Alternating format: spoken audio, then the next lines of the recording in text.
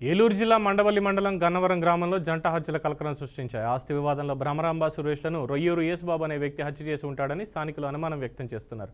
ఫిర్యాదు మేరకు కేసు నమోదు చేసుకుని దర్యాప్తు చేస్తున్నట్లు పోలీసులు తెలిపారు. గన్నవరం గ్రామంలో ఈ గూడెంలో జరిగినటువంటి ఈ దుర్ఘటన జరిగింది.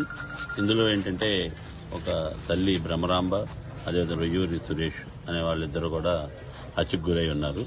మాకున్నటువంటి ప్రాథమికంగా ఉన్నటువంటి దర్యాప్తులో భాగంగా వీళ్ళకి ఈ మొదటి భార్య కుమారుడైన రొయ్యూరు అతను నగేష్ బాబు అని అతను కూడా ఈ ఆస్తి తగాదాలు పడుతున్నట్టుగా తెలిసింది.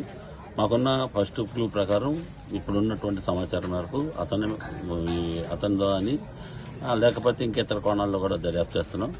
ప్రాథమికంగా అలాగా అనుకున్నది ఏంటంటే ఈ ఆస్తి తగాదా నిమిత్తం మాత్రమే ఈ జంట హత్యలు జరిగినాయి అనేసి అనుకుంటున్నాం. అన్ని కోణాల్లో కూడా దర్యాప్తు చేస్తాం. ఇందులో ఏంటంటే గత సివిల్ డిస్ప్యూట్స్ ఉన్నాయి. ఇది సివిల్ కోర్టులు తగాదాలు అయిపోయినాయి. తర్వాత పెద్దల్లో కూడా తగాదాలు సెటిల్ చేశారు.